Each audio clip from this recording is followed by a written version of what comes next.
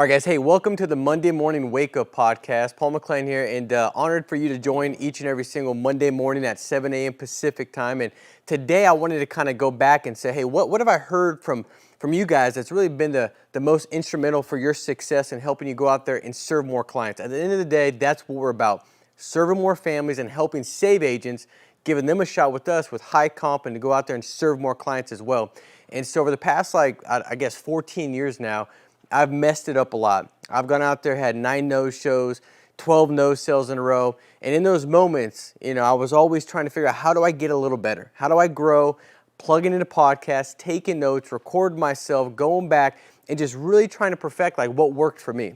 And what I found was there was 8 steps that gave me some structure to the final expense in-home presentation. Like when I went in there, I felt confident. I felt secure.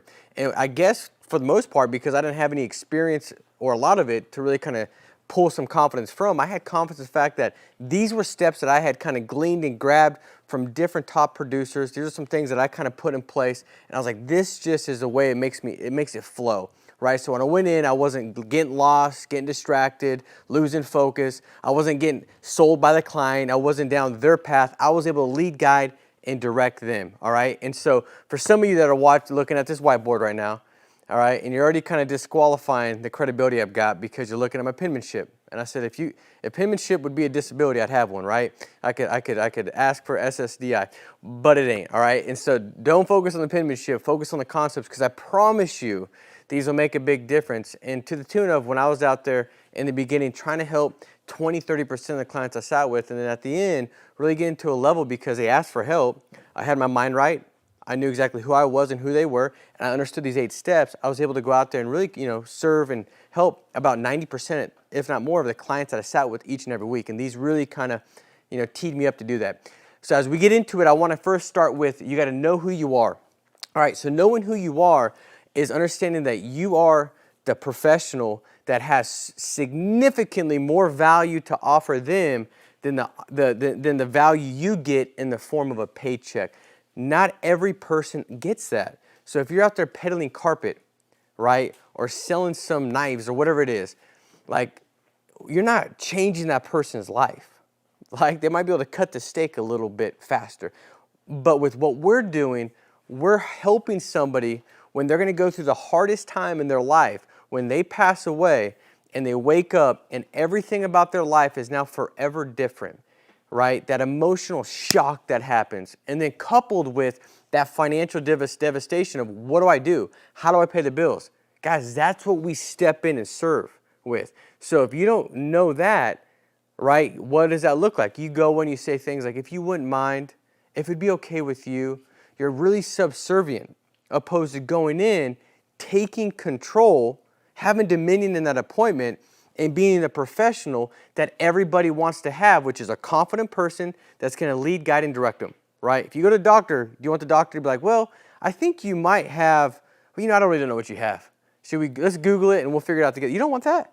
You want them to be assumptive, assertive, direct, and give you the guidance you need, right? That's what they're looking for. They filled out a form, they send it back in. So first step is to know who you are. The 2 things that are going to matter most. So if you're like, man, I'm struggling with my clothes, with my ability to help families, I'm struggling. The 2 things that you're going to see throughout this is building a strong why. That's why they filled it out. That's why you're there. That's the trigger of what caused them to fill out the form to get you to the house. The second thing is being assumptive, right? They don't want somebody that's kind of lackadaisical, like if you wouldn't mind, if you think this would be okay. They want somebody to say, this is what we're going to do. When I took my kids to the doctor, and she had stitches because they were running on the couch, bumped into each other with sheets on their head, which is not a smart idea, right? And they fell off and hit the coffee table. I didn't want the doctor to say, well, it's kind of up to you. Do you want to do sutura or do you want to do do you want to do the glue? What do you want to do? I want him to say, listen, this is the T-chart trade-offs. This is what makes the most sense. Given your daughter's cut situation, what it looks like, we're going to need to do this. And I'd have been like, good. I hated the guy because he was like, well, it's up to you. And I was like, I don't want it to be up to me. Didn't you go to school and get a degree? Because I did not do that, right? So you want to be assumptive. All right, let's jump into it. So step 1 is mind right. So for me, And I think everybody would agree, because nobody has a market corner for life happening. Things happen, right? When I had first got in this business, man, I was 19. I had my first daughter already. I had just gotten married, and it wasn't like happily married because I was 19. Well, I was 18, and we didn't know how to treat each other. It was terrible. I mean, so much so we ended up getting separated. Praise God, we found, we really leaned on Him, got back together, and now we got 5 kids together. And not to say we don't still have arguments, but it wasn't like it was then, right? Back then, it wasn't good. Back then, I had 2 nickels in my account. Back then, I had a lot of things that would have took my eyes off the client and put them on myself before I stepped out of my car door. In order to best serve the client, I had to get the eyes off me and on them long enough for me to articulate value, show I cared, and move them to buying the product. So first step is when you're in your car, that 1-minute goal setting. What does that look like? It's visualizing everything about that in-home going exactly as you want it to go. Visualizing you knocking on the door and then being excited to see you. How many people in here, you've knocked on the door and in your mind, you have that thought of, they're probably busy. They probably don't want to see me. Have you had it fair? Well, that's because by default, we're always going to be moved by negativity. We have significantly more negative thoughts than we do positive ones. We have to speak to ourselves, not listen to ourselves. So when I'm visualizing, we don't know the difference between what we imagine and what we experience. I'm trying to see the way it's going to go out or take place, and then I just step into it, and it happens, right? So you got to visualize it all going right. You building rapport. You going through the process. You going through the financial inventory. You going through the options and quoting. You want to see all these steps in your mind before you step out of that door, right? You want to compartmentalize, visualize all steps. You also want to remind yourself of a story. See, it's easy to lose track and become almost numb to the value of what we do, right? I'm just helping another client. And we lose the fact that that client might not be here tomorrow. And if they're not here tomorrow, what does that look like? So if we can get ourselves in that space, that mindset, that mind frame, then all of a sudden we go out and sit with that client, we're going to be able to have more passion. So when we need to be bold, when we need to be direct, when they give us an objection, we're going to be able to stand firm, right? And show that we're standing up for you, we care about you, and my passion's for you, because in my mind, I'm pretty confident that you might not come home tomorrow. So before we get out of the car, what we have to do, whatever story you've got, if you've got a personal one, go to that. If you've heard somebody on another podcast before talk about their story, go to that. Write it down, and I'll give you one, right? So you could write it down if you don't have one. Let me give you one real quick. About 7 months into the business, I sit with Paul and Shoshana out in Yucca Valley. I go over to their house. There's like 7 different people there. DirecTV's there, man. Water person's there. Everybody's there. Why? They just bought the house. They just moved in. So I go in and I took charge. I said, Paul, listen, man, I know you got a ton of stuff going on, but be clear. I want to have complete focus because this is the most important thing you're ever going to get. Because if something happens to you, I know how important your family is. I mean, Shoshana, she looks like she's going to give birth any minute. He's like, dude, that's funny because she's due in about a week because she was pregnant. And they had a little girl, Michaela. And so I took control. I said, man, I need you to focus, not for me, but for you, because I want to make sure you understand this and that you understand exactly what's in place and how important this is for you. So I go through everything with them. I write it up. Shoshana, at the time, she was 9 months pregnant. They had a little girl that was 2, and I remember that because my daughter, Peyton, was right about 1, so close to the age, and I helped him out. Left the house. This is back when we had paper apps, paper policies that would come to us all the time. So about a week or 2 weeks later, I go back and deliver the policy to him. I go through, and she'd already had the baby. The baby was like 2-3 days old. They just left the hospital. I remember walking through the front door. Shoshana's on the right, sitting in the little rocking chair with the baby. And I go to the kitchen counter with Paul, and I go through everything and explain exactly what's in place, right? And he's just like, man, I just want to thank you for getting this in place. He's like, I'm kind of, I've always worried about it. He's like, I've been in the military. I do the crane work. He's like, I feel good about having this in place. Thank you. No kidding. 90 days later, the baby's now 3 months old. I get a call from Paul, or Shoshana, and she's like crying hysterically. And I said, Shoshana, what happened?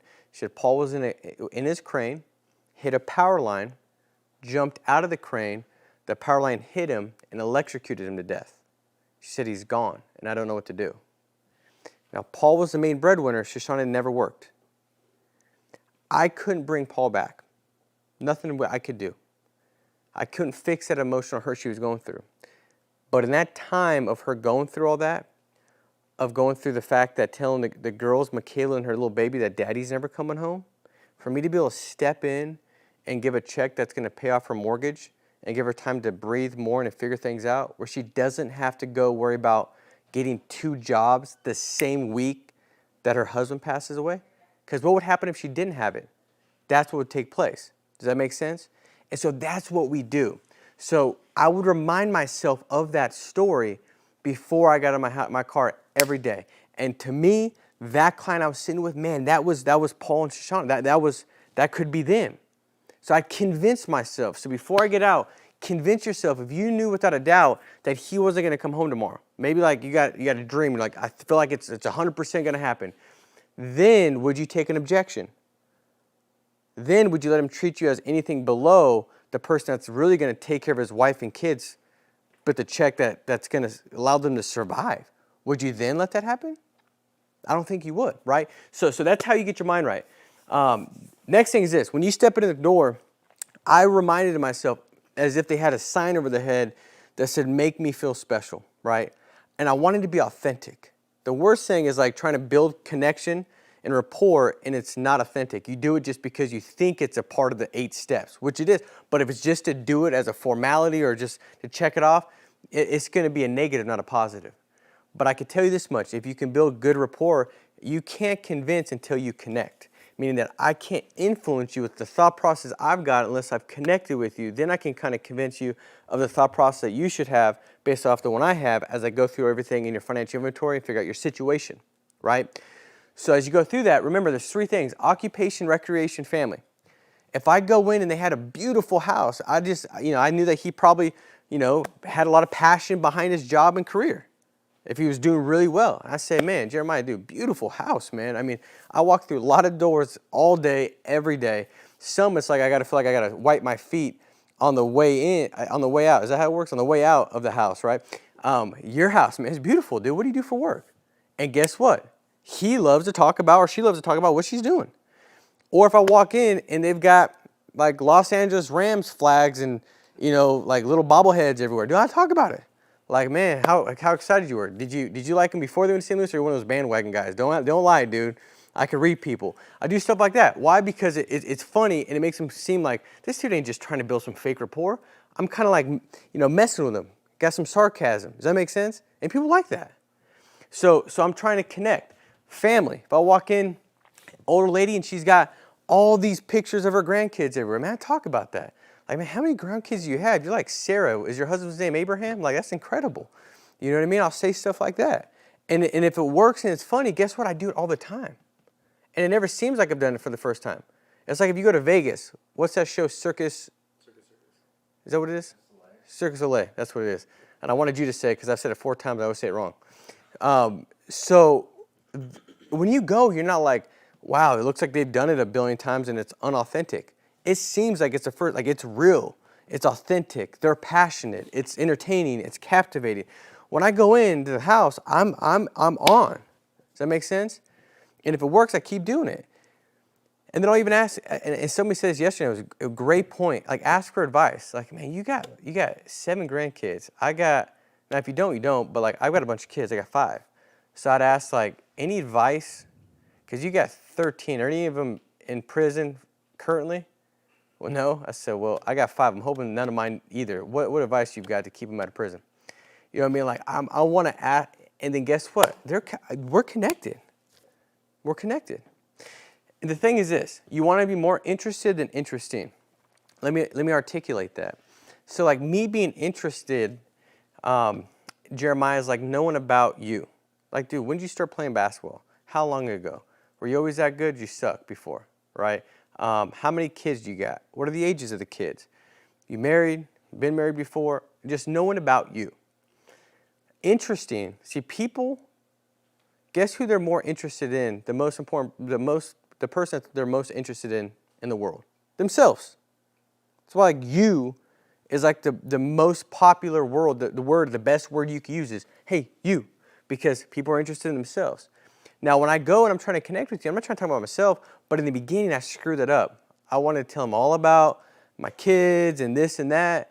And guess what? I was very interesting. That was an interesting human being. But guess who wasn't interested in me helping them? The client. So the way it works is this. You also don't want to know everything about them and they don't know nothing about you. You know what that means? That means you're a creep and they're going to be creeped out. So you want to know, like if I know Jeremiah is married and he knows I'm married, I know how long he's married for. So we know stuff about each other, but I know a little bit more. If he knows I got kids and I know he's got kids, I know how many kids and how old his kids are. You understand what I'm saying? That's important when it comes to connecting with the client, okay? So that's step one. Step two is this, who I am. So when I get into it, I'm going to say, so like, you know, Dennis, listen, who I am is I'm a field underwriter, not a captive sales rep. And all that means is this. We look at all the different carriers out there because what I can tell you to be true, man, after the last like 14 years is every client situation is unique and different. It's never the same. You know, different ages, different health. Today we had some clients with diabetes, we had some with high blood pressure, some with cholesterol, some were good with Mutual of Omaha, some were good with Americo, some were good with John Hancock. Every situation is unique and different. And so as a field underwriter, my job is to kind of figure out how to best help you. Like every client I've sat with today, we were able to help, but it wasn't necessarily with all the same carrier. So my job is to look at your situation and figure out who the best fit is going to be for you. Does that make sense, Jeremiah? Yeah, it does. Okay. Perfect. Now, what I'm doing there, when I'm talking about who I am, is I'm basically proactively handling these objections. I'm handling the budget objection, and let me tell you how I do that because I left it out. So when I say, you know, we look at all the carriers, that makes sense? He says yes. And I say, also, Jeremiah, these products and plans, they're state regulated. And so I've had a lot of clients I've sat with, Jeremiah, over the years, and it's pretty common where they say, you know, Paul, listen, I know how important this is for my family. I'm not confused. In fact, some clients will say, like, I can't even sleep good at night knowing that it's not in place. But I can't afford it because when I look online, when I see the TV commercial, or I see the thing in the mail, it's like $200, $300 a month. And I can't do that. I'm on a fixed budget. And so the good news is this. All these state-regulated options, they're able to fit those fixed budgets. And about every family I sit with, Jeremiah, we're able to find a plan that's going to fit their budget. And my job is to be able to do the same exact thing for you. Does that make sense? And they say yes.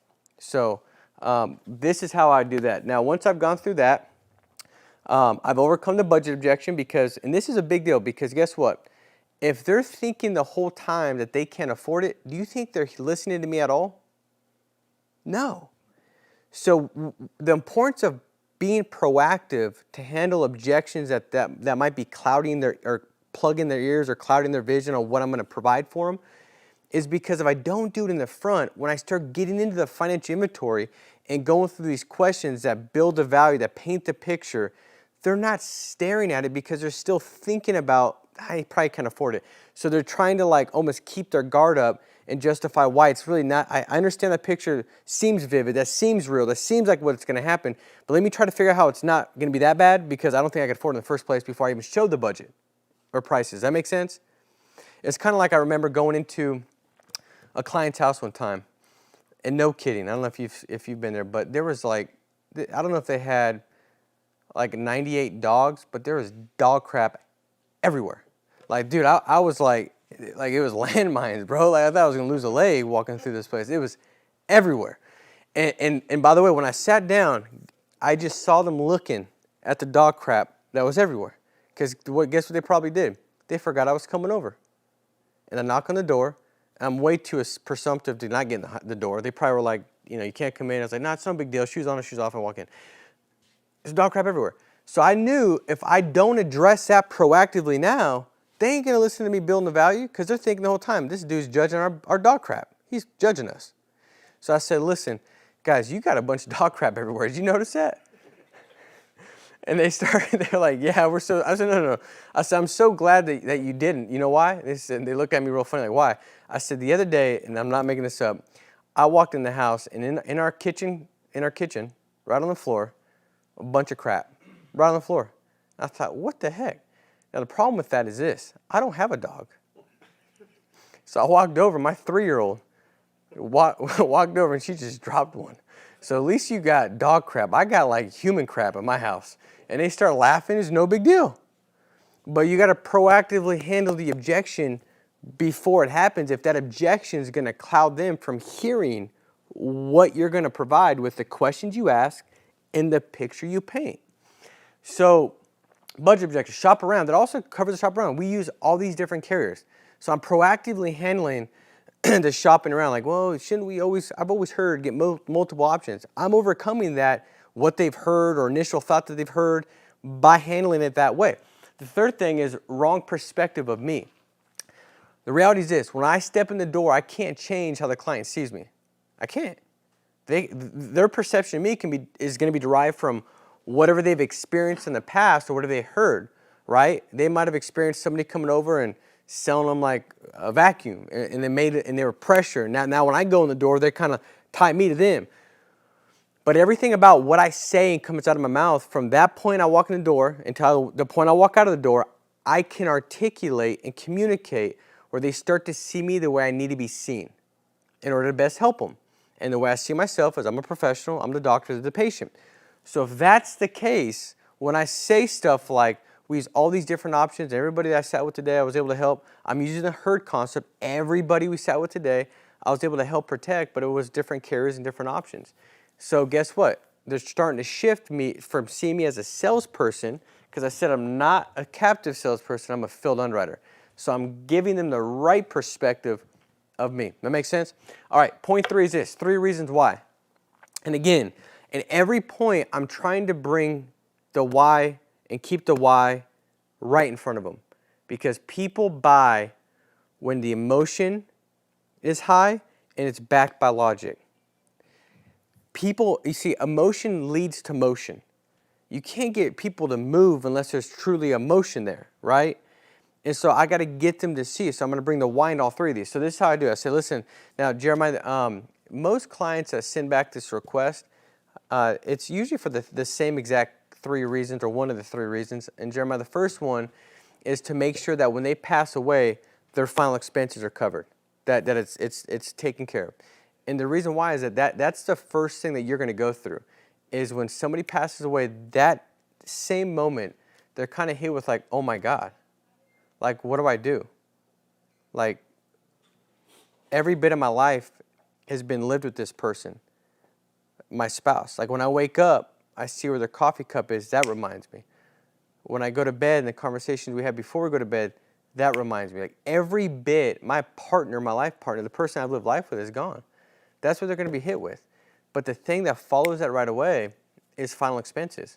How do we take care of that? How do we take care of the burial, cremation, transportation?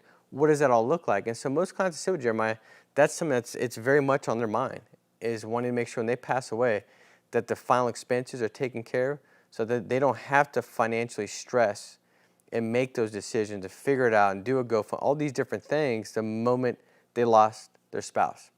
The second thing is income replacement. Because, you know, at the end of the day, Jeremiah, most clients I sit with are on a fixed budget and they don't have a ton of disposable income. And if it's tight now, think about what it looks like when the income is cut. Because if you're both on Social Security, Bob and Mary, and Bob, yours is $1,500 and Mary, yours is $800, and you got $2,300 coming in, well, when either one of you pass away, that income is going to reduce by $800. And so most clients realize is when something happens, that loss of income can create a financial devastation. It can create financial turmoil. And they want to have something in place that can help the spouse and the family breathe more and get through it and then figure out what to do. But they got so many months of income that's replaced to allow that to happen.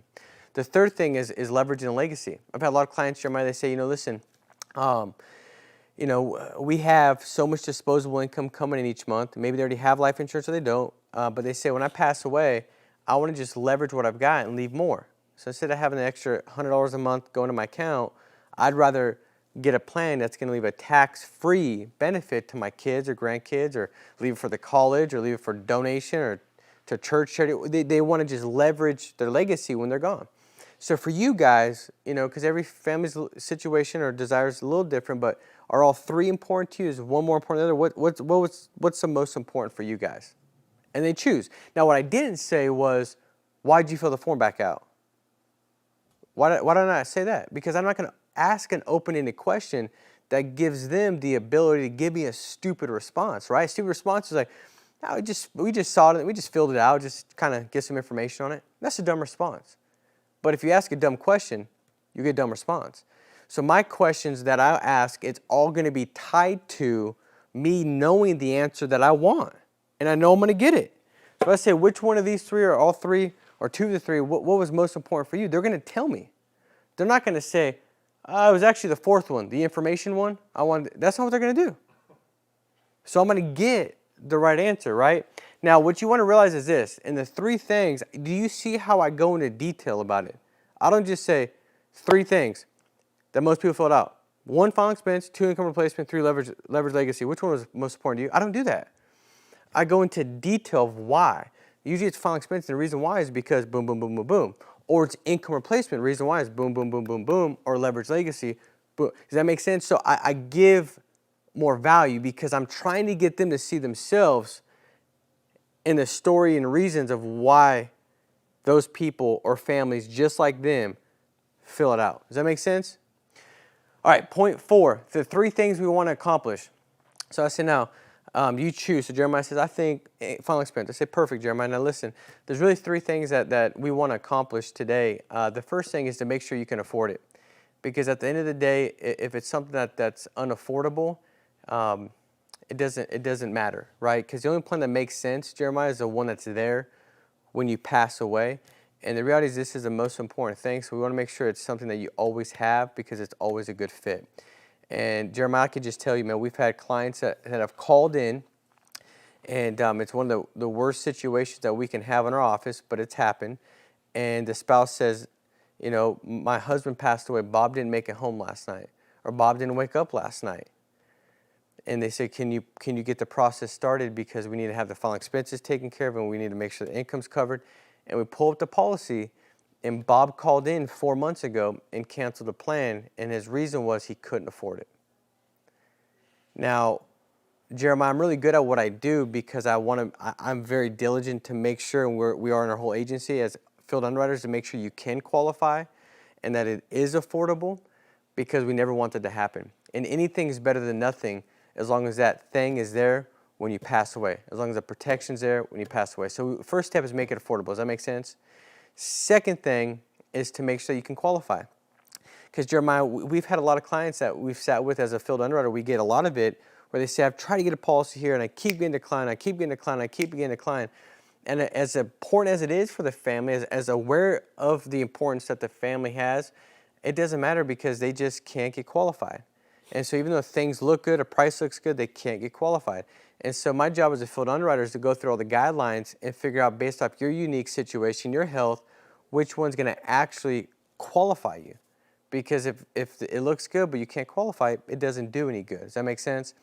And obviously this is really important. The third thing is that you understand it. Because the last thing you want to have happen, and I've seen this where I sit down with family and they say, you know, Paul, my husband had life insurance before he passed away. We thought it was all good. He had a heart attack and died. And what we found out after the fact, it was only accidental death, so they didn't pay nothing out. And they didn't know what they had. It looked good, but they didn't know what they had. And so I want to make sure you guys understand exactly what's in place, and there's complete, crystal clear understanding of what that looks like. Does that make sense, Jeremiah? Now I'm going to stop here real quick too and break this down because I want to give you guys the reasons of why I'm saying what I'm saying, because you can say the same words, but the client can hear it differently based off how you're saying it. A lot of times how you're saying it is derived from why you're saying it and an understanding of why you're saying it. And so each one of those, did you see how I told a story? So make sure it's an affordable story because we have clients that pass away and we get a phone call and then they end up not having it. You see how that makes it real? Because stories sell. The best way to sell is through stories. And it's easy to communicate stories. Qualify, told a story. Understand, told a story. All right? Now going to step 5, process. So once I do that and he says, yeah, that makes sense. I said, now, Jeremiah, the way the process works is pretty simple. What we're going to do is once we find a plan that's a good fit and it does those 3 things, I can't make the decision for the carrier. What we'll do is we'll send it to the carrier. We'll do electronically. They'll go through, look at the MIB, look at everything, medical records, and they're going to decide if it's a yes or a no. Now, I know how important this is to you, so just so you don't get discouraged, because it does happen. If it is a no, it's not a big deal. I'll just look at the next best option. We're going to look at the lowest risk first based off your health and go from there. And the reason being is that Limra did these statistics, and they found like 80% plus or what have you of Americans that have life insurance, they're paying too much. Not because they have a bad plan. All the plans really are good. It's just based off their underwriting. But they have a plan that covers conditions that they don't have. They don't have cancer, their plan takes cancer. They don't have diabetes, but the plan approves diabetes. So we're going to look at the lowest risk based off health and then work our way from there. But we'll make sure we find something. Now, once they say yes, we'll have 30 days to tweak it up, adjust it down, do whatever we want as far as the product or plan goes. That makes sense? Perfect. Now, in that process, I'm also doing a takeaway, okay? Because the whole psychology behind what I'm trying to communicate throughout the whole process is that, and everybody wants to do this, which is true. Because guess what? Would you be at their house if they didn't want to do it? When's the last time you invited someone to your house and you had no interest in what they were doing? Like you literally filled out a form, they called you, booked an appointment, and you had no interest. You'd have to be a psychopath. Or you're really lonely and you're trying to find a friend. Or a mate, which is even weirder. It just doesn't work like that, right? That's not what they're doing. They're interested. So when I'm saying that, and then I back it with, if you do get declined, because I'm not sure if you get qualified, that creates that pull because people want what they can't get. That's the way it is. All right? And they might not get it. You might submit the Eagle Premier or the Yet, and they might say no, right? And then you got to make adjustments. You got to call an audible. All right. Point 6, financial inventory. This is, so I've already gone through the why in many of these things, right? Now, this is the ticket. This is how you start helping a lot more clients than you're helping currently, is that some of you don't get into the why or start talking about the why or telling stories or painting pictures until you get to the financial inventory. I've already got them thinking, like they're already like, wow, this is important. Wow, I need this. I'm already got them there. I've already broken down the wall of this guy's a sales guy. I've already showed that I cared by these stories and articulating. That's already gone. And now I'm going to start painting the picture specifically to them. This is a big deal if you've done all this in the setup. So now the painting the picture through the financial inventory, I go through all the questions. You don't want to skip a question. They're all there for a reason. And if you feel like uncomfortable, just say, listen, I'm going to go through all these questions because it's required so they know that I'm doing my best to understand your situation. I have to submit this to the agency so they can kind of see exactly that I did a good job assessing everything. And so the first one is this. Both of you guys retired, right? You go right into it. What's your Social Security? What do you make? Do you have a pension, 401k? Anything that acts like life insurance? What kind of life insurance do you have? Have them get the life insurance out. If you're having a hard time getting the life insurance out, because that's essential. A lot of the deals you write with Final Expense are replacements because you're able to put them in a better position. Maybe they got something in the mail that goes up every 5 years, and they don't know that. Maybe they got something in the mail that doesn't cover them for 2 years, and you can give them a level product, and they don't know that, right? So the way you get the policy, is you say, hey, Jeremiah, listen, I got to go through and look at these guidelines. But while I'm doing that, go grab that policy that you said you got. If it takes you a while to find it, no big deal. Most clients come back and they got like cobwebs in their head because they're like fishing through the basement. It's all good, man. I got to spend some time going through these different guidelines. So go ahead and grab that real quick. It's going to save you like a ton of time. It'll save you 25, 30 minutes. So I make it about you. And I also say it's no big deal if you have to, because again, I'm overcoming that objection. Because a lot of times, if you're having a hard time getting a policy out, they'll say stuff like, man, I don't know where that's at. I threw that. It's somewhere in one of these drawers, or I don't know. But if I do that, I've taken it away. I said, man, some clients, 33 minutes to come back, but it'll save you probably net 7 because it takes a long time for me to go through, and I can see exactly how they underwritten it on your last policy. And they'll go get it. And now you can see what they've got in place.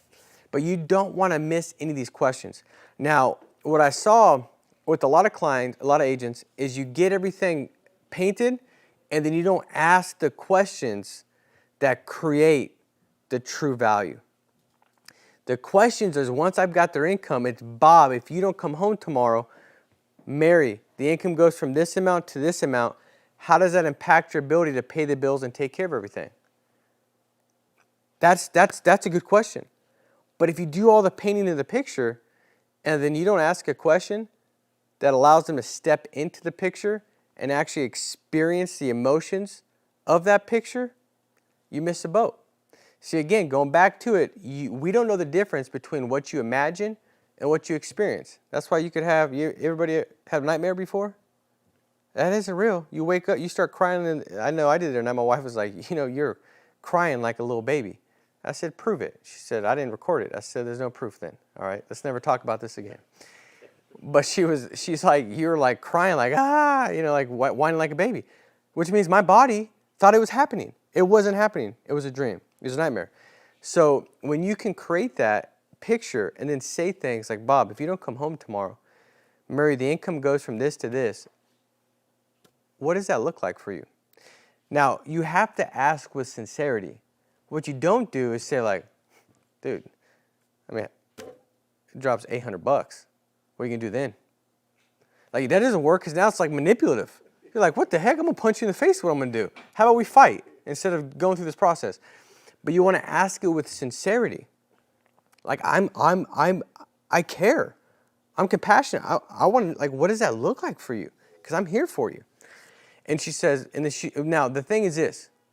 If about 32 seconds in, a lot of agents do, they start talking. Well, would you have to sell it? Would you have to do this? Would you have to do that? No, let silence do its work. Every second of silence, they're living in that picture. Don't disrupt them living in the picture of what's going to come, which is what builds the emotion, which builds the value, because you can't hang with a little silence. Let silence do its work. And then get depth in those questions. If she says, well, I don't really know. Well, what do you think, would happen? If you did know, like, what would that look like? And get deeper with it. My kids might have to help out. Is that something that you'd want to have? Like, would you want to have them have to do that? Well, no, not really. Okay, got it. Well, that's what I'm here to do for you guys is to really kind of do my best to help you out with that. And I definitely understand, looking at the situation, the picture you guys have here. And then you go on to the next part. Does that make sense? But get some depth to it. Who would help out? Well, my son. Does your son live out here? No, he lives in Ohio. Got it. So would he have to fly out here to take care of that? Yeah, he would. Okay. Would you want him to have to take care of all those expenses and all that on his own? No, I wouldn't. Yes, I understand. I say, most clients, Bob Mayer, that I talk to, they want to know when they pass away. It's almost like the last love letter that, because a lot of kids don't know, and then I give them a call and let them know that they have it, that they care enough to take care of this. So I definitely understand, man, 100%. And I go right back onto the next step, right? So make sure you get depth with it, okay? Now, the quoting part, once I've gone through the financial inventory and I've gone through all that, and they say, yeah, does that make sense? They say, yes. I said, well, now I'm going to go through the different options. At the end of the day, we want to make sure, like I said, those three things are accomplished. You can qualify it, you can afford it, and you can understand it. So let's go ahead and break this down real quick, all right? So looking at your situation, now I already know in my mind what their budget looks like. I have an idea of what that looks like already, because if they're making $900 a month on Social Security, do you think I should show them something that's $800 a month? No, right? So I kind of have an idea. If they're making $900 a month, I might show them something that's like, $100, $70, and $40, right? If they're making $4,000 a month, I might show them something that's $240, $180, and $85. But just have an idea of what it looks like and use some common sense behind it, right? It's almost commonsensical. So the big deal with the quoting is this. I'm not just showing an option and saying, hey, it's $15,000, it's $90 a month. This one is $20,000, it's $120 a month. Because guess what that doesn't do? That doesn't bring value. And every part of the steps, I'm trying to bring the value to it. Remember this, the death benefit, it doesn't matter what it is, it's what it does. Like if I said, Bob, you get $10,000 for $100 a month. Does that excite Bob? No. Of course not, because that's what it is. But when I show the option, I articulate what it does. So Bob, this plan here is $10,000. So when you don't come home, God forbid, if you don't wake up tomorrow, Mary's shaking you, what this plan is going to do is she's going to have enough to cover the burial expenses for the most part, depending on if she gets a nice comfy casket or not, but it'll help with that, right? So what this will do is give her the peace of mind that when something happens, that's there to take care of that. Option 2 is $20,000. It's going to cover the final expenses, and Bob, the $800 a month that's going to be reduced as far as income, that's going to give her 6-7 months of income replacement to pay the payments, to make up for the loss of income each month, to be able to mourn, to grieve, and to get through that and move forward in a healthy manner. Option 3 is this. So when you go through all these different options, you see how I'm bringing more value to it? Because a lot of times when you get to like, not so interested, or you get to, man, that's not a whole lot for this. It's because you're talking about what it is, and 10,000 might not seem like a lot, but what it does is a lot. If I can say this 15,000 will make your mortgage payments for 8 months or 9 months, and that'll give you the ability to not lose the house, to be able to fix things up, put it on the market, go through those processes without having to worry about it the same month your husband passed away, and then you can sell it and you get the 200 grand in equity out. Well, guess what? That 15,000 is not really 15,000. It's like 200 grand, because that 15,000, what it does is it save the 200 grand that'd be going back to the bank if you didn't have this plan for 122 bucks a month. Does that make sense? So what it does is where it sells. What it does. All right. Last thing is this, to close. So as I've gone through all this, this is where I go back to be assumptive. Okay, I've had agents that are like, man, it was going so good. They were crying. I started crying. We're all crying. And then at the end, they said they want to think about it. And I'm like, well, what was your close? Yeah. I just told them, like, do you want to start the process now? Do you want to start the application now? I said, that's the worst close ever. It'd be like walking down, like if I was at Stater Brothers buying toilet paper for my house, and he walked by and he said, hey, so do you want to buy toilet paper now? My natural response would be like, no, I'm thinking about it, dude. Now, did I go to the toilet paper aisle to think about buying toilet paper? Have any of you guys window shop toilet paper? Like, let me just go see if Charmin's come up with some new fabric blend. Let me just see if they got something new. You don't do that. But it's the same thing. They had them crying, but their clothes was terrible. Their clothes induced sales pressure. It didn't reduce it because there was no assumptiveness. The assumptiveness is saying, now, Jeremiah, we can't make a decision today because we don't know if it's going to qualify. But if it were to qualify, based off of premium and protection, which one of these options do you feel would make the best bet for you and your family? That one. Okay, great. We'll see if we get you qualified there. We can adjust. If we do, grab your driver's license for me. That's it. That's it. It's assumptive. So be assumptive at the end. And realize that you've already painted the picture. You were there because they wanted you to be there. They sent in a form.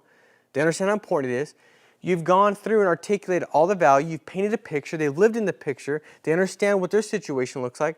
At the end, don't screw it up because you lack assumptiveness. Be assumptive, all right? Real quick, in 2 minutes, we'll do bonus stuff.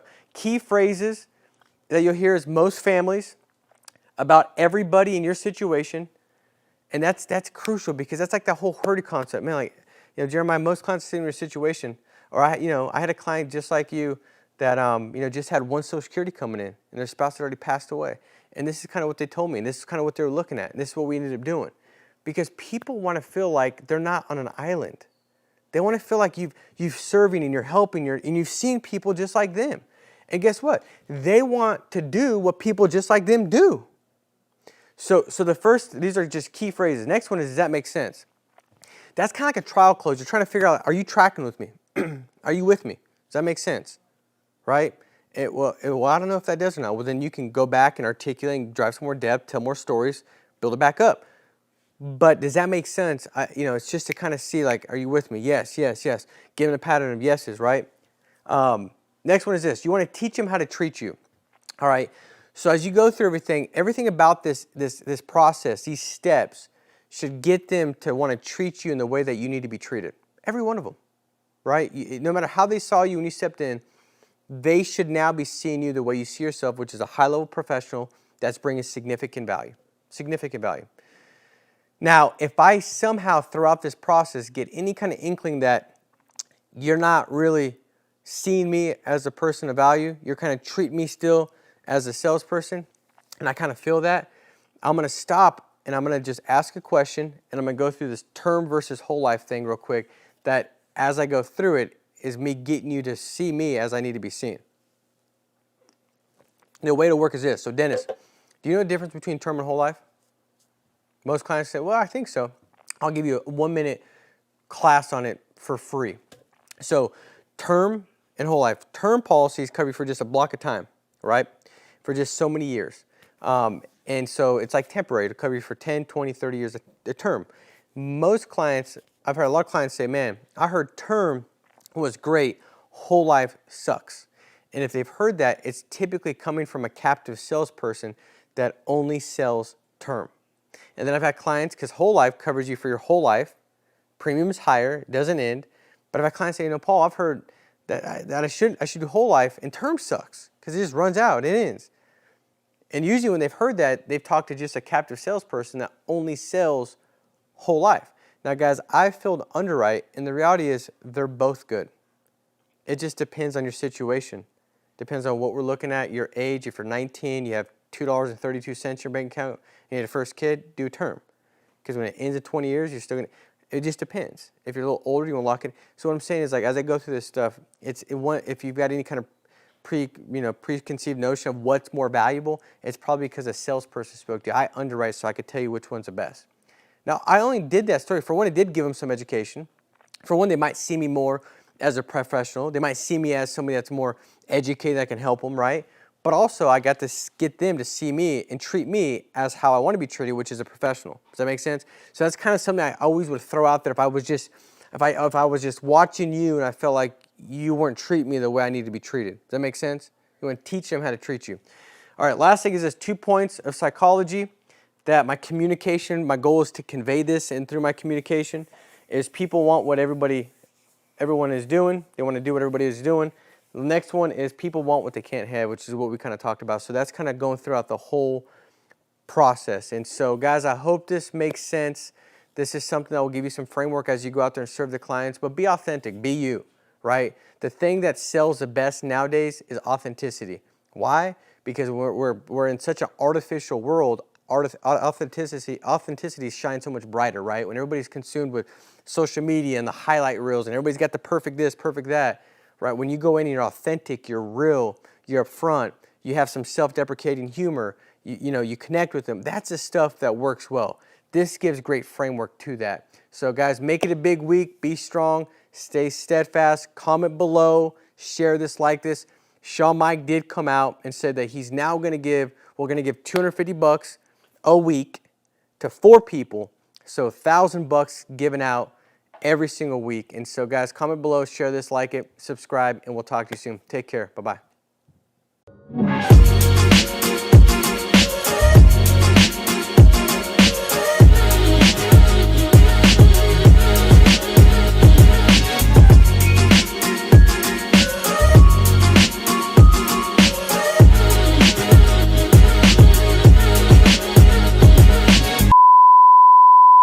What is going on, guys? We are once again giving away not $250, not $500, not $750, but $1,000 worth of leads right now, which means we're giving away $250 4 times. That's a pretty big deal. So what are you doing right now? If you commented on last week's video, which is playing right here, you're automatically entered to win, and you're 4 times as likely as you were previously to win these leads. So leave a comment right now as you're listening to me talk. I'll talk a little bit more so it gives you a little bit more time, but guys, this is huge. It's really big, and it's exciting, and I'm glad that I get to be able to do it for you guys. So leave a comment so you're entered to win $250 worth of leads. Without further ado, let's see who won this week. Our first winner is June Green, saying Shawn is so passionate. The next one, Christina Marie, let's go. Winner number 3.